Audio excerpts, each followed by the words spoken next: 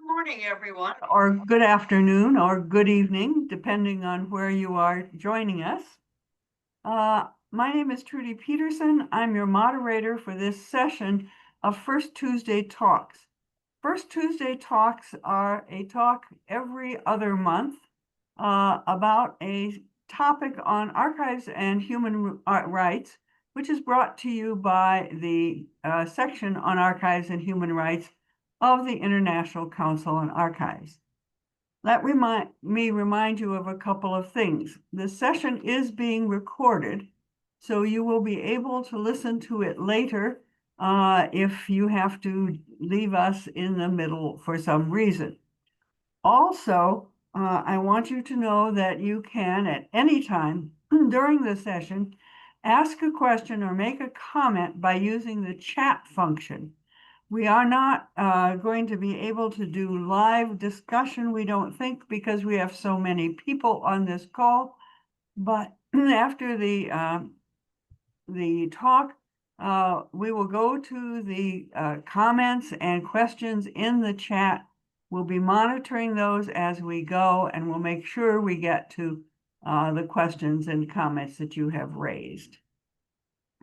So with that, let me say that our speaker today is Mônica Tenaglia. She's Brazilian. She teaches at the University of Fluminense and also teaches in the graduate program in information science at the Federal University of Para. But for our purposes, her important background is that she worked not only as an archivist in Brazil, but also in the UK. And in Brazil, she worked with the Brazilian Truth Commission. Her PhD dissertation was on the Brazilian Truth Commission and has been published as a book called Truth Commission and the Archives of the Brazilian Military Dictatorship, published in 2023, which won prizes, we're proud to say. So with that, we're all looking forward to hearing from you, Mônica, about the Truth Commission in Brazil and what it means to all of us. Over to you. Thank you, Trudy, very much. I would like to give good morning or good afternoon or good evening as well, depending where you are watching us. And I would like to begin thanking the International Council on Archives, the section on archives and human rights, for inviting me to present my research on Truth Commissions Brazil. And I would especially like to thank Perrine Canavaggio, who first contacted me for this presentation, and now Trudy, who is here today in this talk, and also Andreas, who is assisting us technically here. I would like to share my presentation. I'll just open here, and I would like to see if it's working okay. Trudy,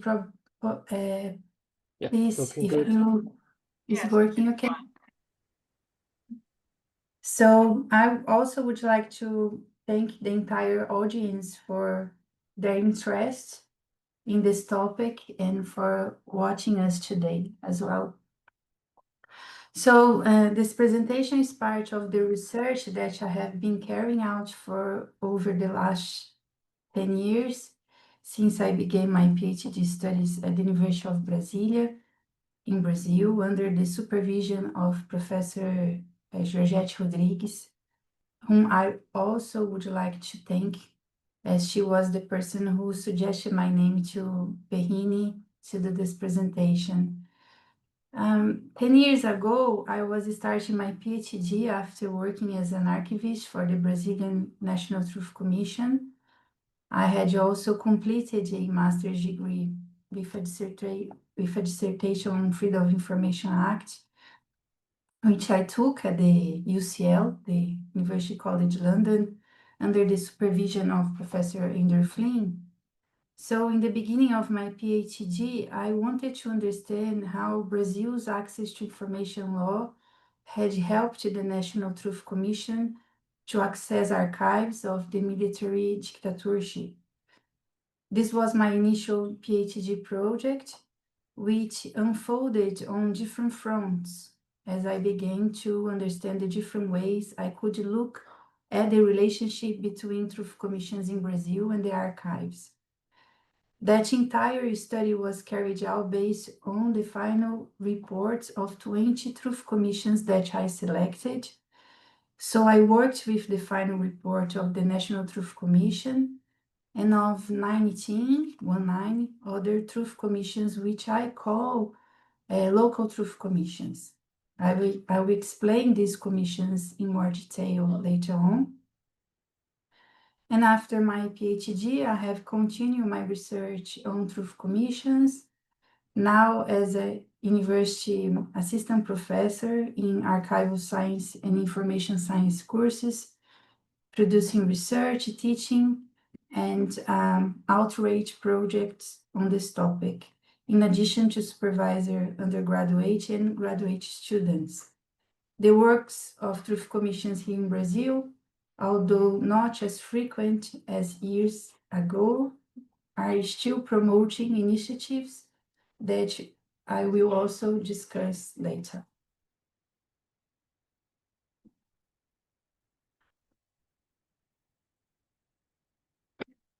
Let me try to move the, sorry, I'm not able to, aqui. So before having made this introduction, I would like to explain what the emphasis of this presentation is on the Brazilian Truth Commissions that investigated the military dictatorship. So I'm going to talk about commissions that investigated the military dictatorship, which occur in Brazil from 1964 up to 1985. As we know, truth commissions investigate periods of systematic human rights violations, and here in Brazil, truth commissions have also been created to deal with other kinds of human rights violations, such as the slavery. So before I provide an overview of the National Truth Commission and local truth commissions, I would like to present a background for other transitional justice initiatives that were created in Brazil after the end of the military dictatorship in 1985. Unlike our Latin American neighbors, who created truth commissions shortly after the end of their military dictatorship, the Brazilian National Truth Commission was created only 26 years after the end of the Brazilian military dictatorship, demonstrating the resistance and delay for the Brazilian state to officially establish a body to investigate the patterns and the systematization of human rights violations by the government during that period of time. But like other Latin American countries, Brazil established the amnesty law in 1979, actually still during the dictatorship, which granted amnesty not only for crimes considered political, but also for crimes related to them. As this law is still forced in the country, unlike other Latin American countries that repealed this law, here in Brazil, it is still extremely to punish perpetrators who worked for the government because of the amnesty law. Within the context of transitional justice, we had the first initiative in 1995, so 10 years after the end of the military dictatorship, with the creation of the Special Commission on Political Deaths and Disappearances. With this commission, the Brazilian state acknowledged its responsibility for deaths and disappearances, in addition to enabling the families of those victims to have the right to reparations. Then in 2002, Brazil created the Amnesty Commission to enable victims of the dictatorship related to different forms of human rights violations to obtain financial reparations. According to the Amnesty Commission's website, since 2002, the Commission has received more than 80,000 amnesty requests. Approximately half of them have been granted. Another 30,000 have been denied, and the rest of the requests are still under review. It's important to note that at this point, these two commissions, the Special Commission on Political Deaths and Disappearances and the Amnesty Commission, were practically pulled apart during Jair Bolsonaro's administration. Nowadays, under Lula's government, the commissions have returned slowly to their activities.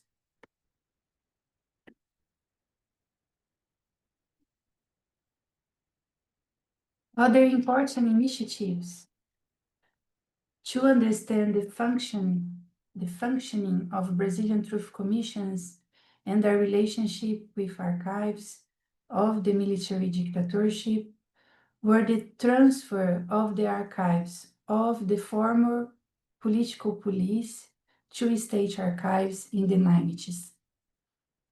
Furthermore, in 2005, by presidential decree, the archives of the National Intelligence Service were transferred to the National Archives at the regional headquarters located in Brasilia.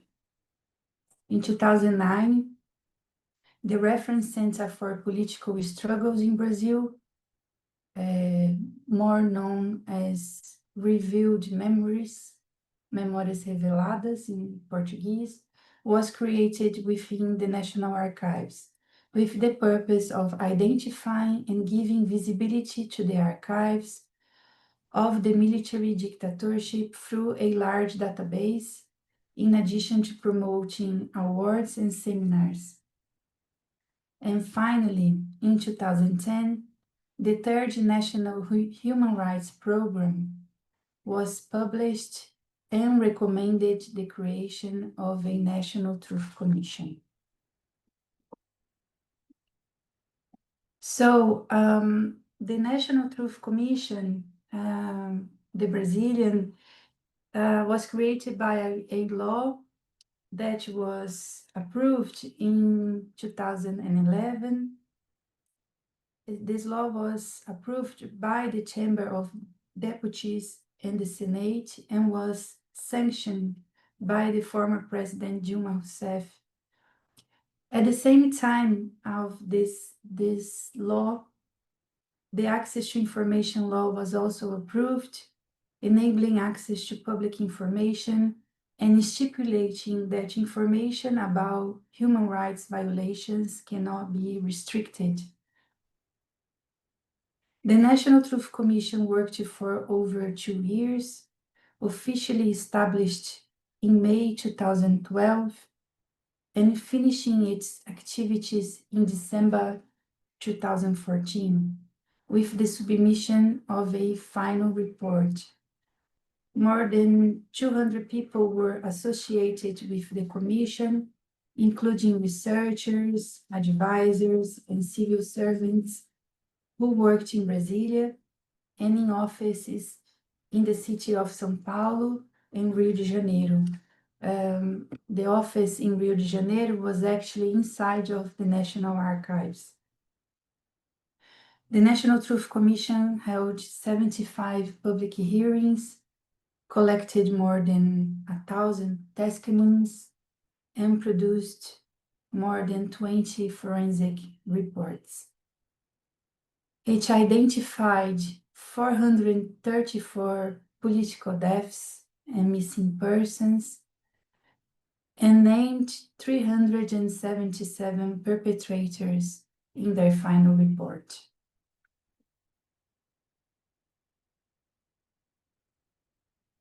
Regarding the local truth commissions, the National Truth Commission also promoted partnerships and agreements to produce and share information. This led to the creation of several local truth commissions, which to this day seem to me still unique internationally.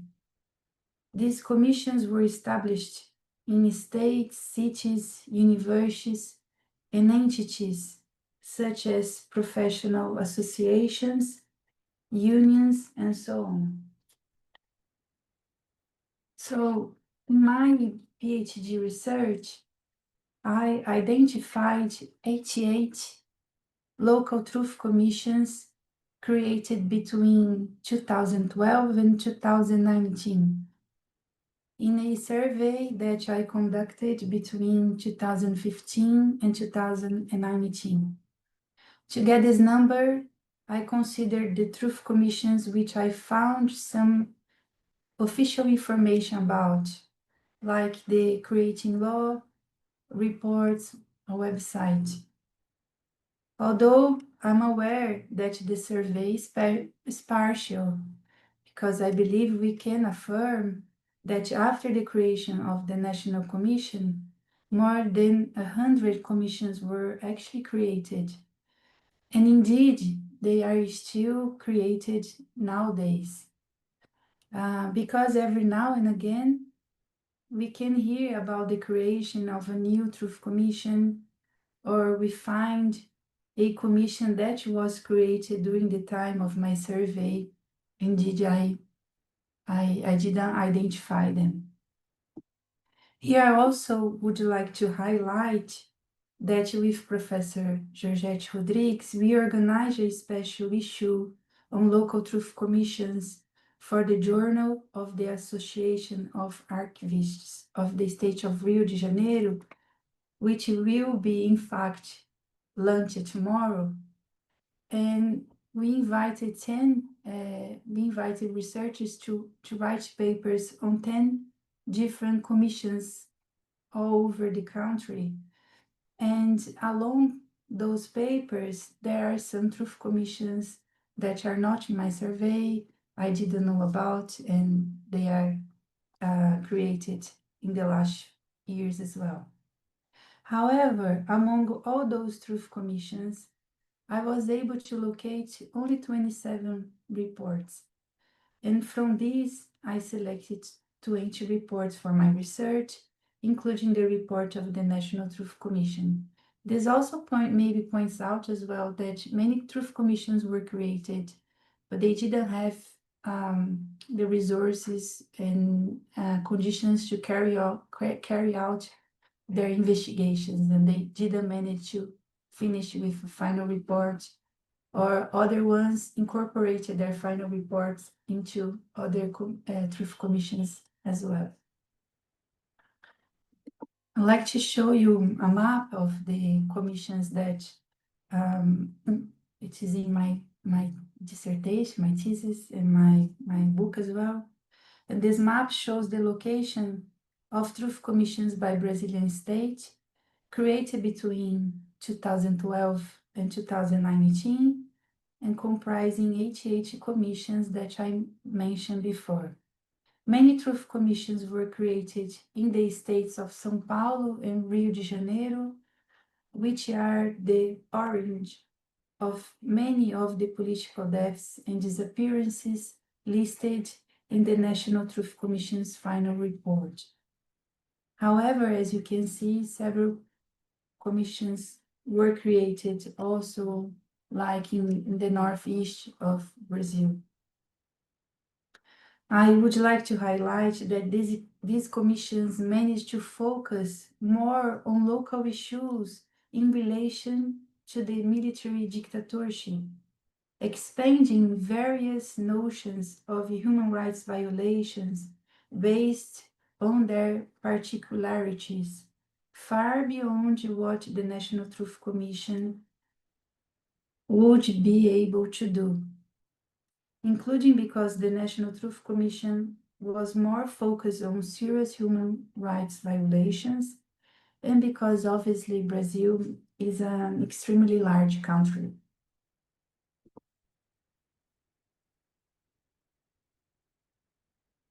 talking about the recommendations that the Truth Commissions made on their archives, as I mentioned in the beginning of my presentation, my PhD research focused on comprehending the relationship between Truth Commissions and archives, based on the understanding that archives are essential for the defense of human rights and for the investigations into human rights violations. To establish the relationship between commissions and archives using the final reports, we started by examining the recommendations that the Truth Commissions made to archives. All the final reports, the 20 final reports analyzed, offered recommendations to archives, demonstrating the importance of archives to the Commission's works. They also highlighted the need to open the archives, including the access, the organization, creating of finding aids, and so on, and the need to implement public archival policies. And it's interesting to note that local truth commissions have pointed to problems that result much more from the lack of records management policies in their localities than actually from access to archives themselves.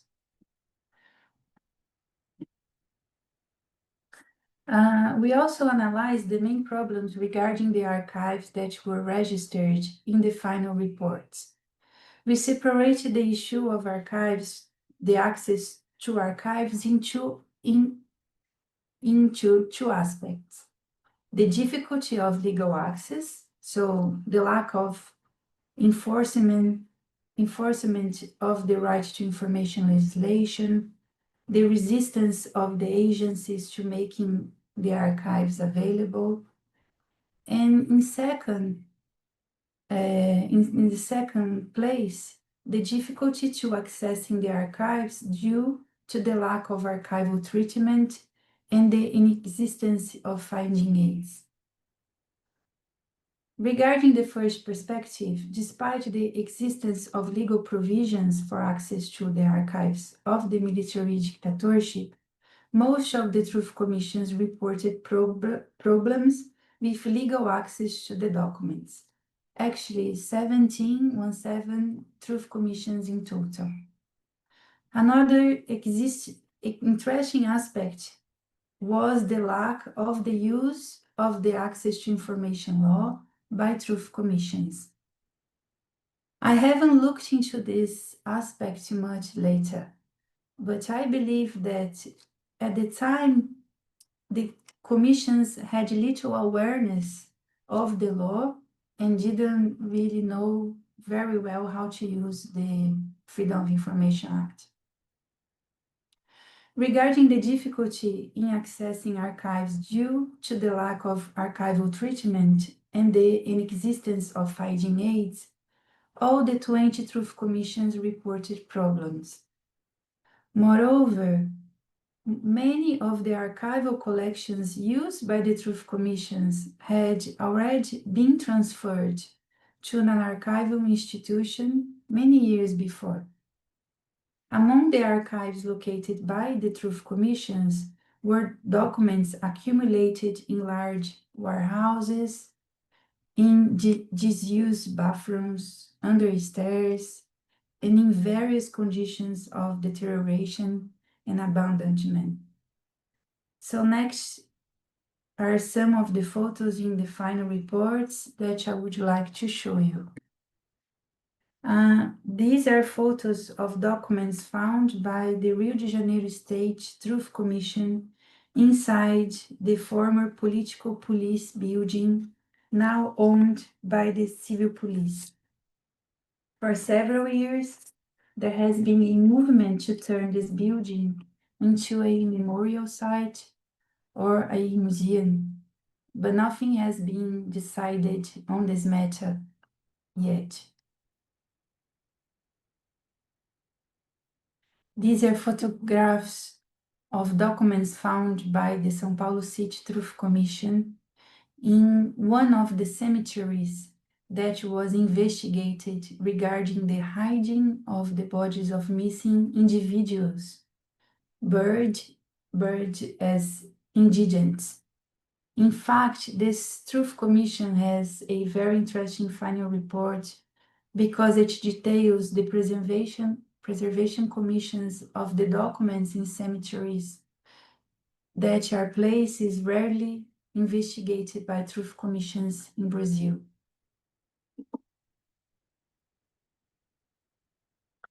And Brazilian truth commissions have found interesting ways to address the difficulties of accessing archives. And among them, I would like to highlight the partnerships that they established with archival science and history courses from public universities. 12 truth commissions established partnerships. These initiatives included students working on research, description, and preservation and conservation activities. Not only did the students contribute to the truth commissions, but they also had the opportunity to get familiar with the human rights archives.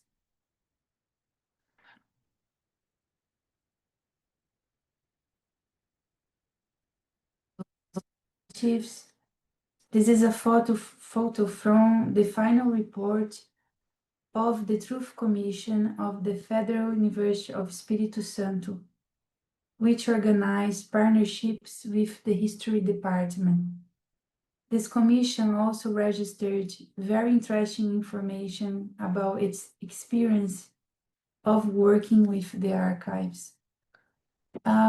Doing my research as well, I identified other commissions that worked with the communities. So if we think that many truth commissions in universities had members that were actually professors in history courses, archival science courses, and probably they had also a project on the military dictatorship before, they actually used that opportunity to create projects with communities. So when going to schools, organizing talks to the students in the university as well.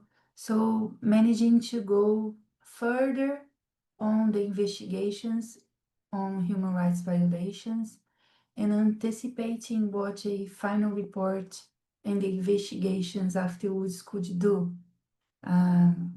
I thought if we think about how they could share that information. So there were also some initiatives among some truth commissions as well that were very interesting. And one final aspect of the relationship between the truth commissions and archives that I researched was the location of the archives produced by the truth commissions. In my thesis, I mentioned a 2004 paper written by Trudy Patterson about her works of locating the archives of 20 national truth commissions.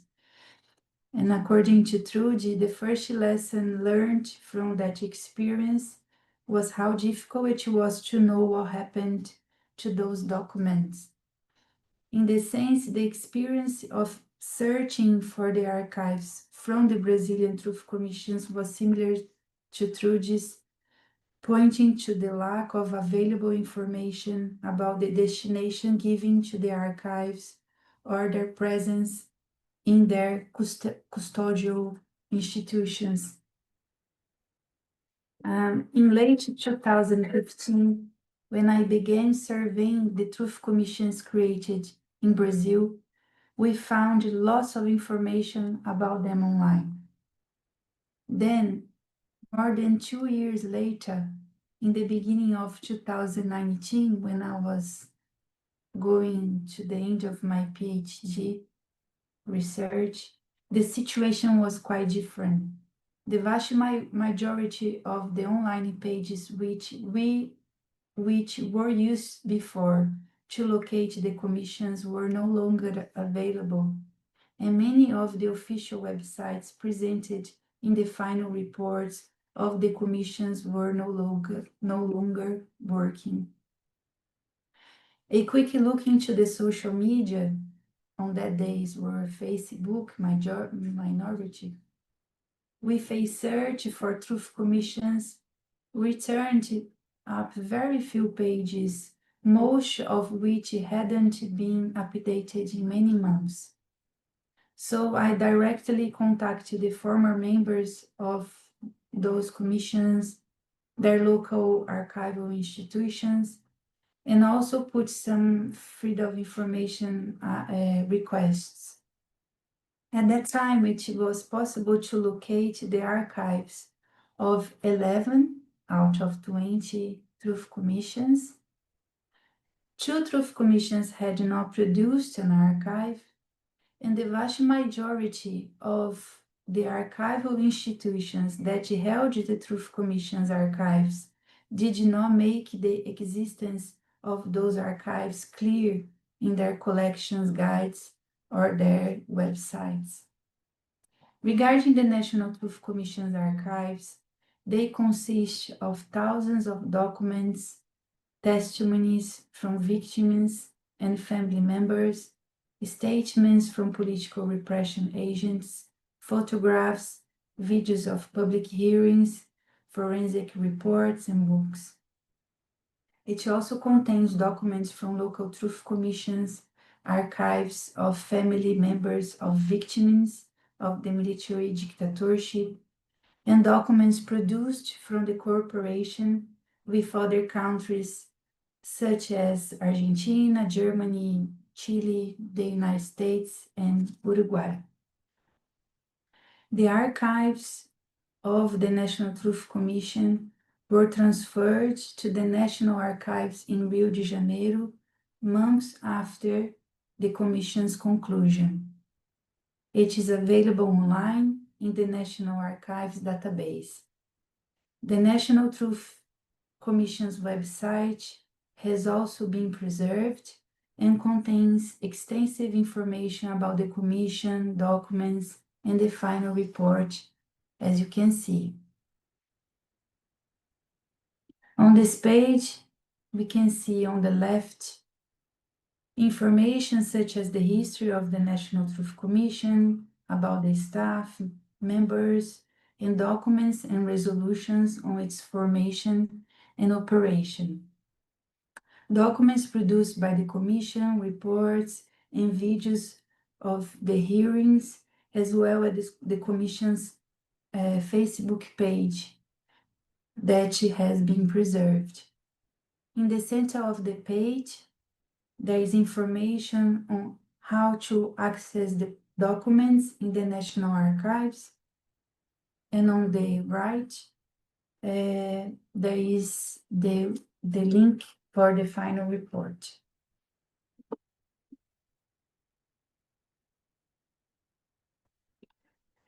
Well, nowadays, more than 10 years after the release of the National Truth Commission's final report, we can see that research and investigations into the dictatorship period have expanded. If we understand that human rights expands as society itself expands its perceptions of what human rights are, we see in Brazil investigations that have been focusing now on the understanding of the relationship of the military dictatorship with, for instance, minority groups that up to a few years ago, we had little debate about them. Minority groups such as indigenous people, gay communities, women, Black people, children. And although the National Truth Commission itself produced a volume on its final reporting addressing those topics. So the National Truth Commission actually in one of the volumes of the final report had a few texts on those topics. We see that nowadays there is much more interest in this subject through research, seminars, and investigations as well.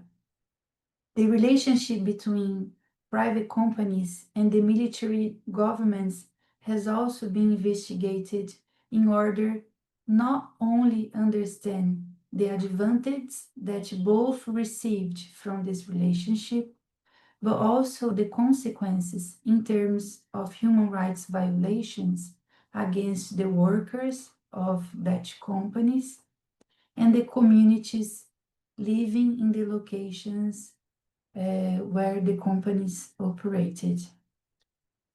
I would like to highlight that in recent years, 2 truth commissions were created in Brazilian states, one in the north of Brazil and another in the northeast. Commissions that started working many years ago and they managed to went back to their activities recently and delivered final reports which include this kind of approach to human rights as well. Truth commissions have also been created in universities, one here in the state of Rio de Janeiro, others in the south of Brazil. There are also initiatives by universities that revoked titles given to military presidents and agents of the military dictatorship, and universities that produced symbolic ceremonies of awarding diplomas to dead and missing students. So I'd like to show you some of these activities now.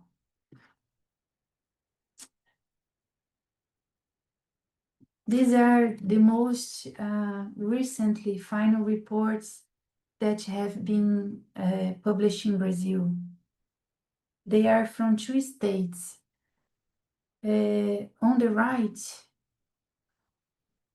or I don't know, I think it's on the left actually, the report from the state of Sergipe, located in the northeast of Brazil. A report that was handed in 2020. This report provides very interesting insights into how military governments used local myths, local ideas that the population had, and they created among them to instill fear and control the population. So that is an interesting information in a different way of understanding those impact of the military dictatorship in that area. And the other final report is from the commission from the state of Pará, published in 2022, located Pará in the north of Brazil, in the Amazon area. This commission extensively investigated violations against indigenous people in the area, such as the Aikiwara people that has been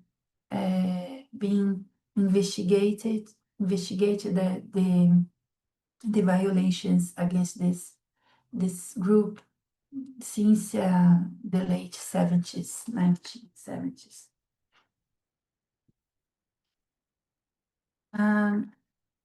Here, in this image on the right, contains information about the research project called Corporate Responsibility for Human Rights Violations during the Dictatorship, that was and is still coordinated by the Federal University of São Paulo, which organized 12 working groups investigating human rights violations committed by 12 large companies in Brazil in different parts of the country, and companies such as Volkswagen, Fiat, Petrobras, and an important newspaper here in the country called Folha de São Paulo, and among others. So this project is the result of initiatives that developed from research into human rights violations against workers by the National Truth Commissions, the National Truth Commission. One of the companies under investigation is called Paranapanema, which operates in the north of the country. And the violations against it are largely focused on the rights of indigenous people. So this group works on is investigating Paranapanema company and is seeing the violations into the indigenous people. The work of this group is also very interesting. It is based at the former university where I used to work, the Federal University of Pará, and so is a research that I have been looking recently. So we have a joint paper presentations that are going to be presented this year in events. And I also have a PhD student that is supervising a PhD student who is also analyzed the work of those investigations. So this group also organizes the Amazon Forum for Truth, Justice, and Reparation, which has held important debates and demands regarding the military dictatorship in the Amazon, which is the image the left.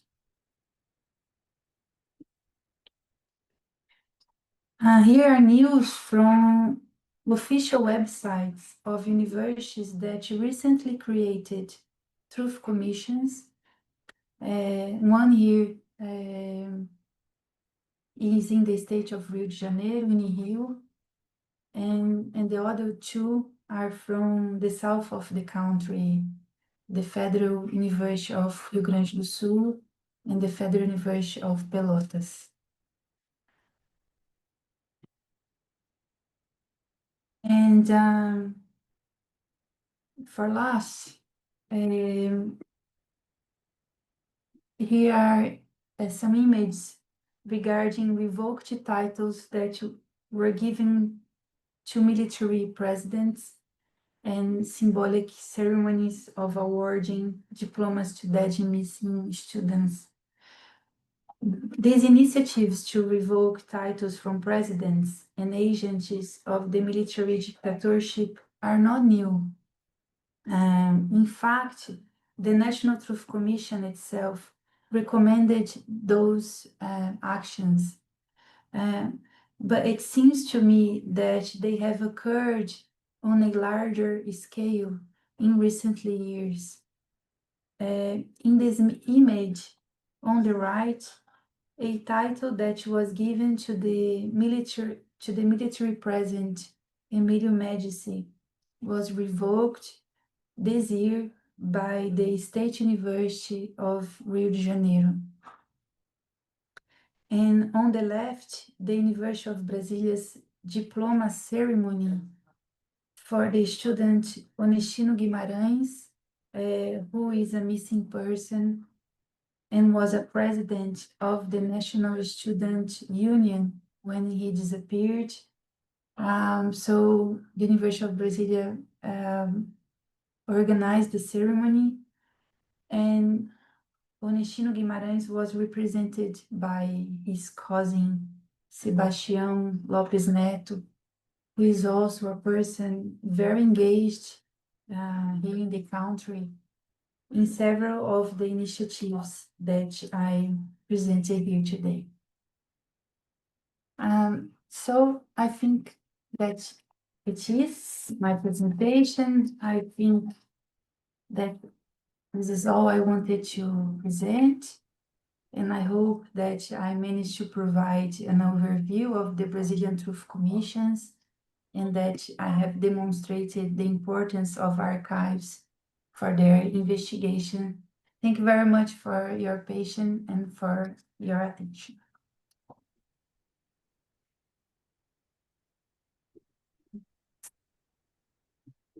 Thank you so much, Monica. That was absolutely fascinating. I've got more questions than we could ever have time for, and I can see that we're getting some in the Q&A and some in the chat. But let me start by asking you, is there any coordination nationally among these various local and university truth commissions? Have they decided that there's uh, a of some worth in talking to each other in a semi-organized basis? I think when those, what I managed to identify is that when those commissions were created from 2012 onwards, they were coordinated locally. Like the Truth Commission created in the state of Rio de Janeiro promoted some seminars and meetings among with truth commissions of the cities of Rio de Janeiro state. So they were kind of, and also truth commissions created universities. They were doing some debates and seminars and exchanging information at that period of time. So I haven't seen any kind of coordination afterwards, after they finish their works.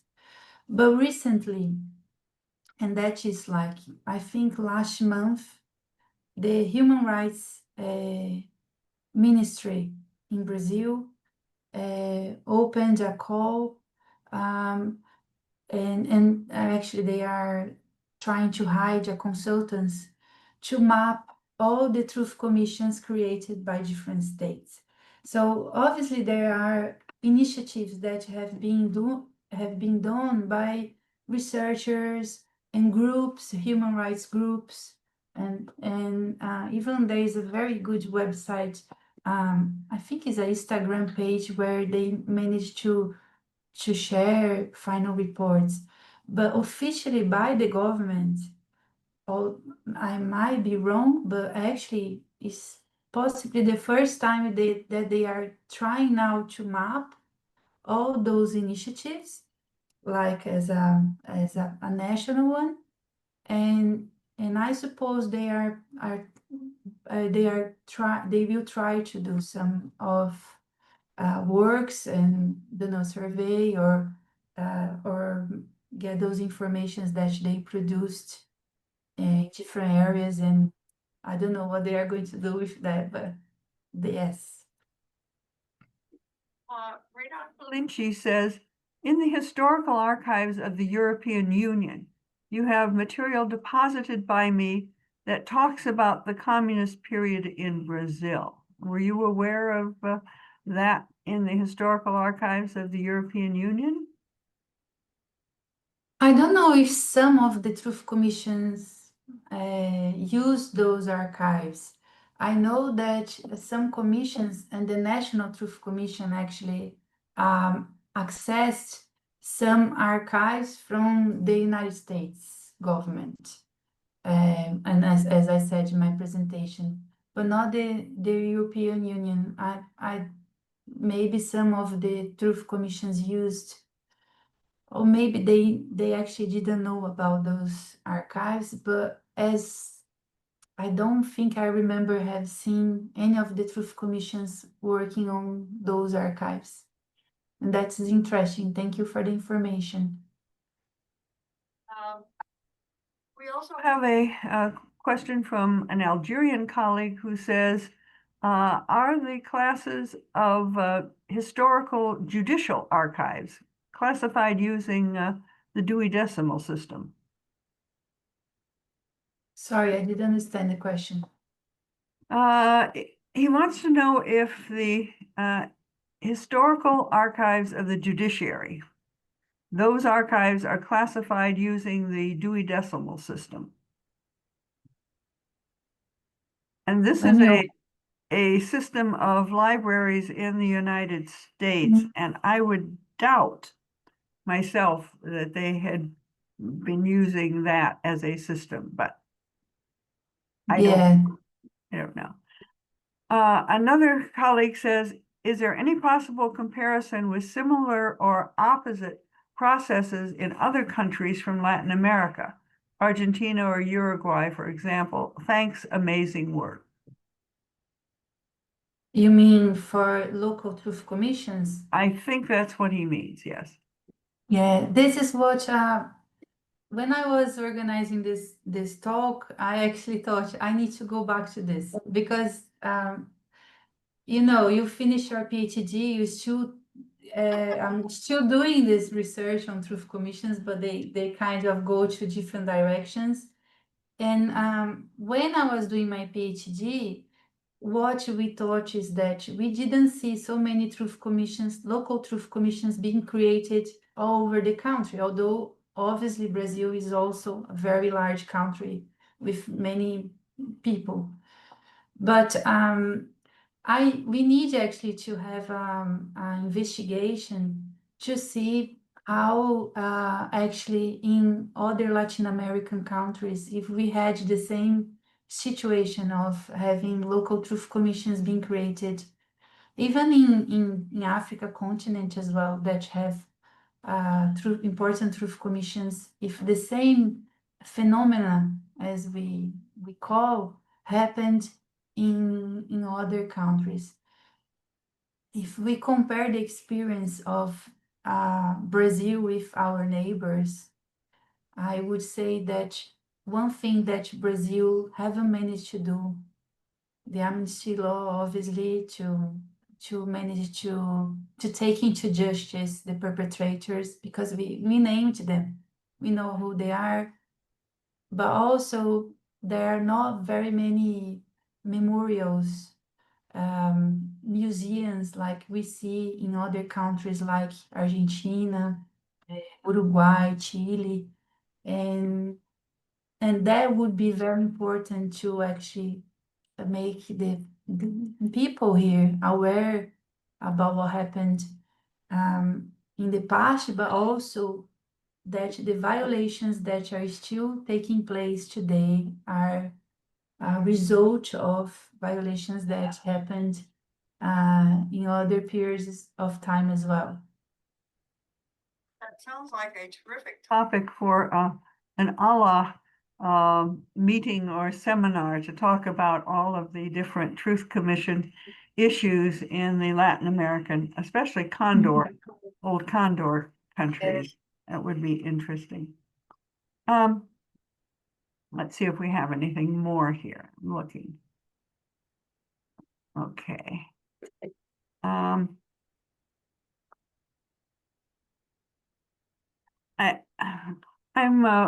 thinking again about what happens to the archives after the Truth Commissions close.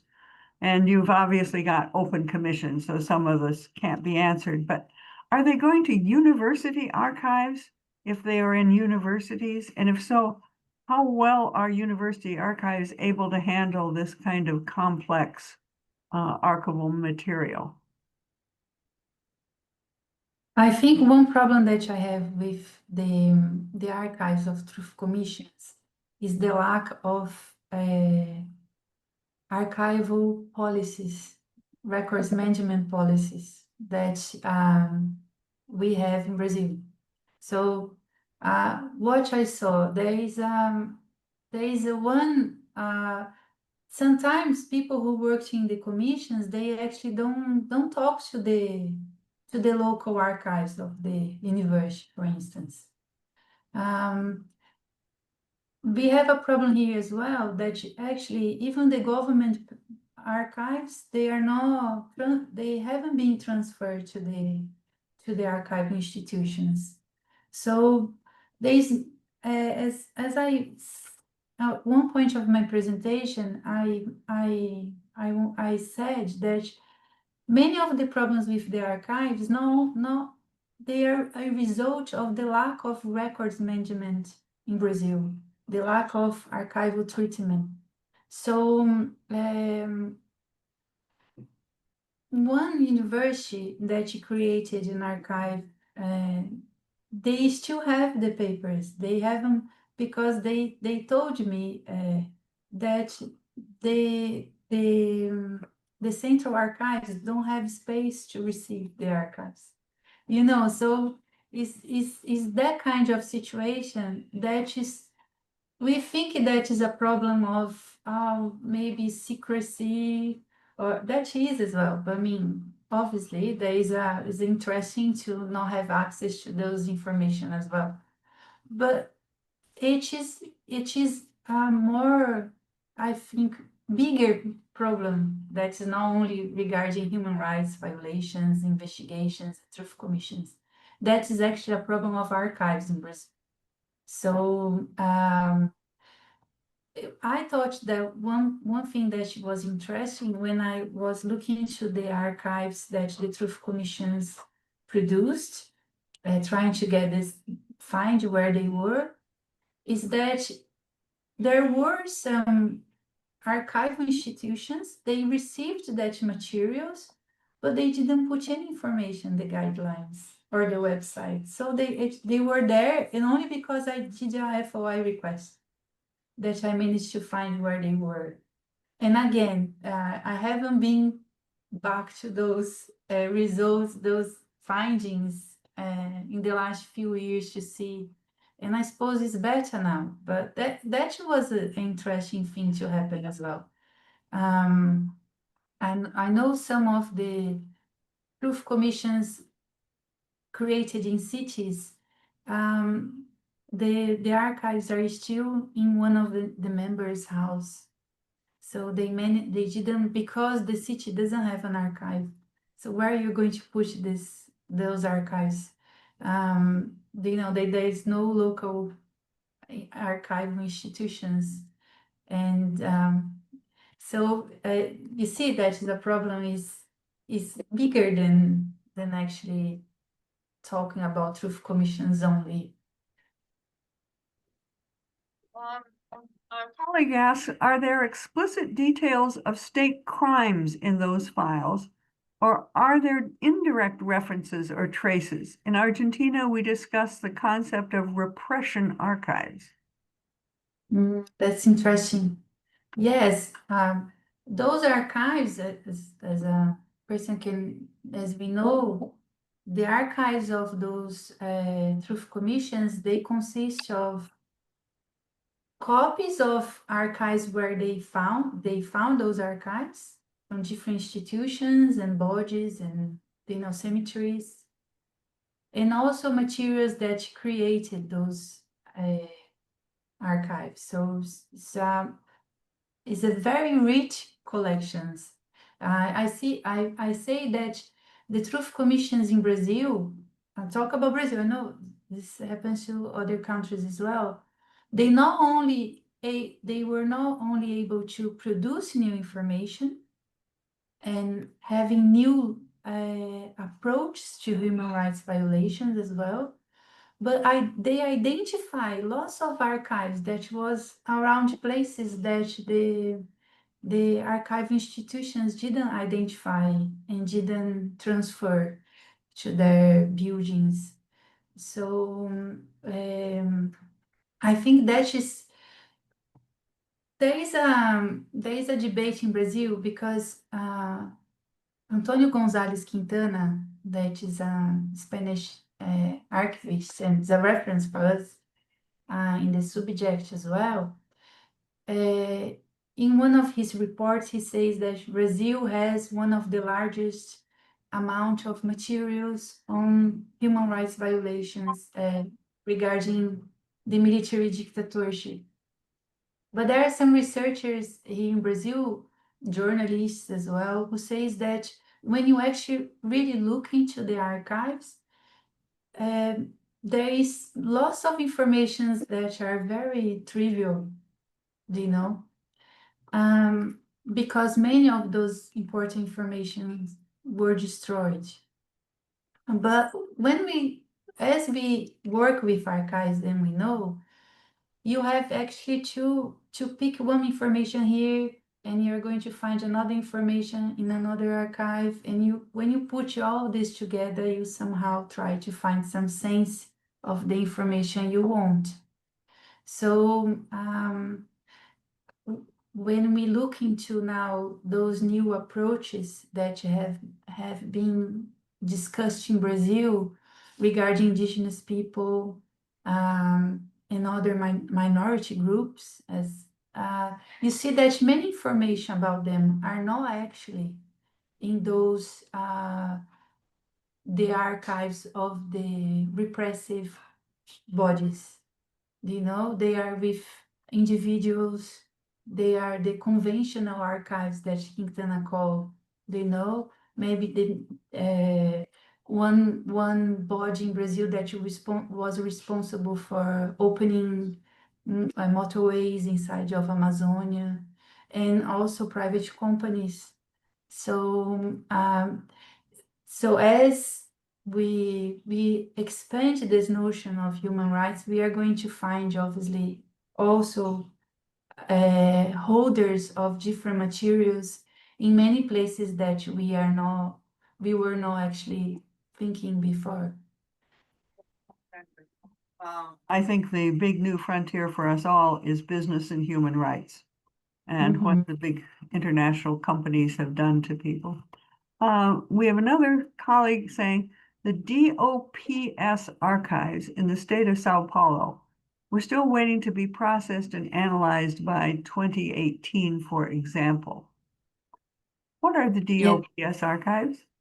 Yeah, it's one of in my presentation, when I gave that background, I said that the archives of the political police archives.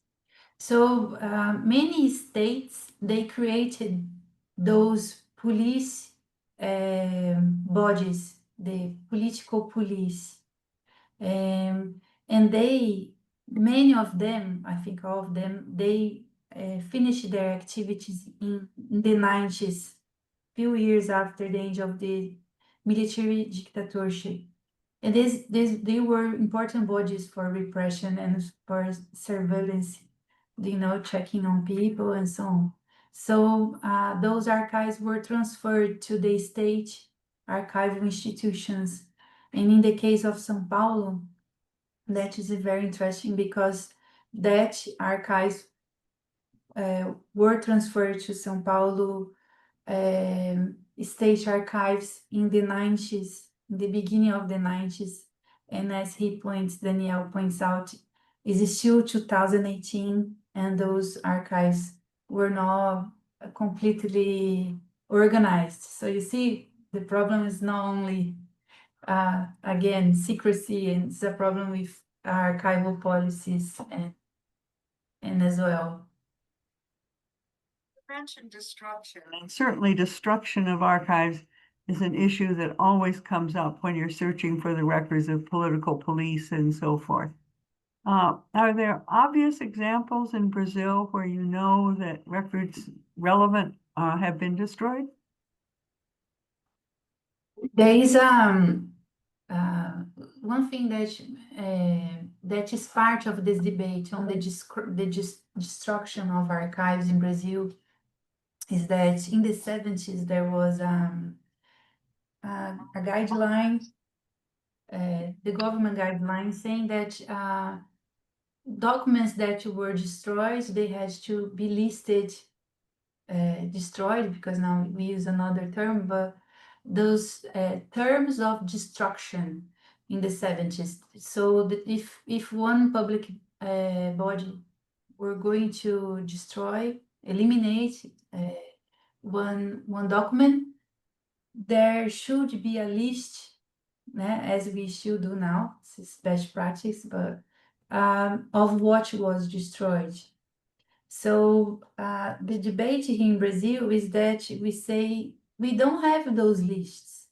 So many of, and it's not only the truth commissions, because those investigations, and imagine like even the middle 70s, 1970s, we still had the military dictatorship, and the family members of people who disappeared, missing people, and people who were killed, they were demanding information from the government. And many of their answers were, well, they were destroyed. And then we say, but where are the terms of destruction? Do you know? Because we want to see those lists. If you see, so there's always this situation of, are they hiding? Or actually, what I think is they were destroyed and, you know, didn't didn't record, didn't register anything about it. Some of truth commissions as well. There is lots of events in Brazil in the 90s, in 2000, of finding documents that were destroyed. They put fire on them, and so they found out situations of warehouses were put fire on, and then they found out afterwards that they contained information on the military dictatorship as well. You may know that there's a German scholar who has argued that in the computerization of the records of the Brazilian military, that a lot of original records were destroyed. Do you know anything about that allegation? Sorry, you froze. I didn't understand. Can Oh, you I'm say sorry. again? A German Oh, scholar has written an article alleging that in the process of computerizing the records of the police, that those police and military, that occasioned a lot of destruction of records. Do you know anything about those allegations? in Brazil, yes. In Brazil, Mhm. Mhm. yes. If I'm not, I might say something wrong, but if in the 70s, there was this think about best practice was to digitize the material and through the original ones. I mean, doing some microfilms. So the archives of the National Intelligence Service in Brazil, they came to the National Archives in microfilms, so you don't have the original ones. And I suppose what you're talking about, I don't know if you talk about the German scholar who said that they destroyed the original ones, but they are making digital records of them. So if you're talking about that, the National Intelligence Service is a case of that. So they destroyed the original ones and made microfilm because it's very large. So we don't have the original ones, we have the microfilmed. The the archival law in Brazil, it is from 1991. Before that, we didn't actually have a national guideline. So the public bodies could deal with records management. You know, obviously afterwards, it was understood that you cannot destroy the documents as you do copies of them, like in microfilm or data on digitizing them. But before that, I believe that before that, there were no guidelines. So you would see different kinds of approaches to not only for the materials from the military dictatorship, but for records in general. There are lots of comments in the webinar saying, thank you, a wonderful presentation, warm greetings all from people all over the world who are just enormously pleased that you talked to us this morning. Unless there are other comments or questions that anyone wishes to share, let me say just the heartiest thanks to you for doing all this work and presenting it to us in such a wonderful way. And let me remind the group that the next First Tuesday talk on October 7 should be equally interesting. That one will be in French. This is section on archives and human rights tries to have these talks in a variety of languages. And next one, October 7, will be in French. And it is Martine Sinblima-Baru who is going to present a talk on the processing of audiovisual archives of the filmed trials against humanity in France. So if you are interested in the audiovisual archives of film trials of crimes against humanity in France and how an archives has to handle these, please join us on October 7. And until then, thank you, all of you, for joining us, and many, many thanks to Mônica, and a good day and a good week to everyone. Thank you. Thank you, Trudy.